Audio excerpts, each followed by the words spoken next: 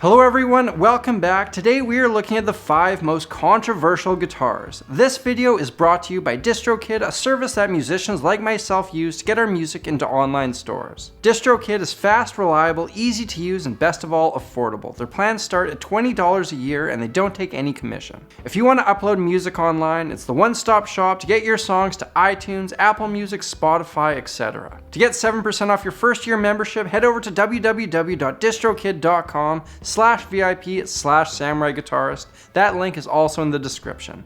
Without further ado, let's dive in. The first guitar on our list is the Gibson Modern Flying V. In February of 2018, Gibson was facing a fair bit of adversity. There were growing rumors that the company was dealing with serious financial issues, there were mounting quality control complaints, and musicians were getting fed up with the price tag of their instruments. On top of that, strange designs and questionable innovations like robot tuners had guitarists asking when the company was going to get back to the basics that made them great. Right in the midst of this, the Modern Flying V was announced, a guitar that resembled something from Star Trek, carrying the price tag of $4,500 US.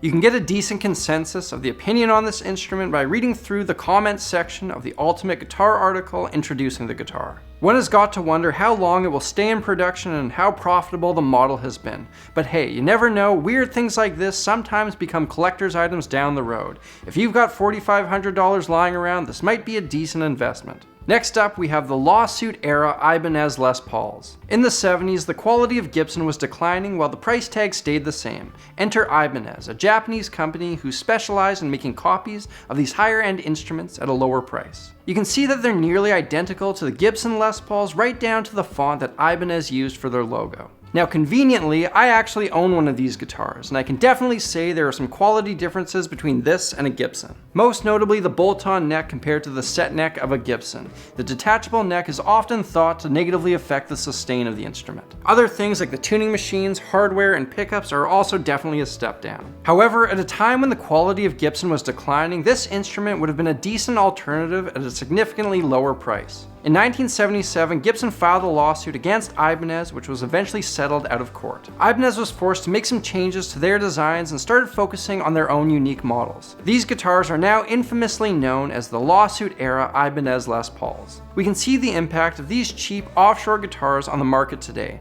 Many companies, including Gibson, now offer less expensive non-American versions of their instruments to satisfy the demand for an affordable guitar. Next on our list isn't a model but rather a specific guitar, the 1964 Fender Sunburst Stratocaster that Bob Dylan played at the 1965 Newport Folk Festival. The 2 prior years, Dylan played the festival with just an acoustic guitar and a harmonica to much acclaim. To many, he was the Shakespeare of their generation, heralded as the leading songwriter of the American folk music revival. For the 1965 Newport Festival, Bob decided he was going to challenge the norm. Rather than walking on stage with an acoustic and a harmonica like everyone expected, he strutted out with this 1964 Sunburst Strat. It wasn't long before the booing began, and the reason for this is manyfold. Some claimed that they were upset by the sound, others saying that Bob was a traitor who sold out to the more popular rock and roll music. They felt that their icon was turning his back on them for a more mainstream sound. The story of this guitar doesn't end here. Not long after the concert, Bob forgot it on a flight only for it to fall into possession of the pilot. After a lengthy legal battle over the guitar's ownership, the instrument was eventually sold for $965,000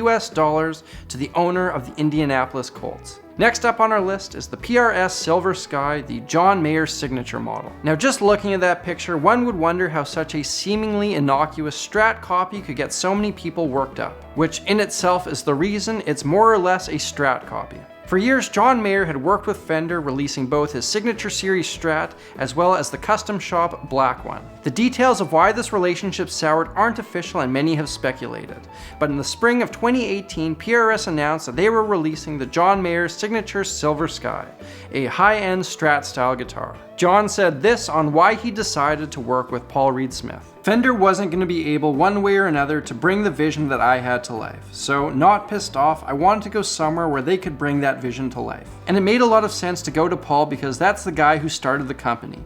To be able to call the guy who started the company on the phone and talk directly about ideas and how to build them, that's good for you. The reaction to this guitar was mixed at best, receiving a fair bit of online vitriol. Some felt that PRS, a company that prides itself on its originality, were selling out in order to get a big name on board. Others have said that if someone wants to play a Strat, they should just stick with the company that perfected it in the first place. Either way, this instrument ignited some serious discussion all around the world in guitar forums. My opinion, it seems like a reasonably priced, upgraded version of a classic design. Who really cares what name is on the headstock? The final guitars on our list are the Government Series Gibsons. In 2011, authorities from the US government raided Gibson's factory, seizing wood they suspected had been imported illegally. A similar mishap occurred in 2009, both times it was deemed that Gibson hadn't broken any laws. When the wood was reclaimed by Gibson, they used it to make a limited run of Les Pauls, SGs, Explorers, and Flying Vs. They named these guitars the Government Series and they quickly sold out. Soon after, the company did another short run which quickly sold out again. According to the Gibson CEO, it was intended as a way to say, let's get going and get on with it. We had a lot of public support which was helpful, if not crucial.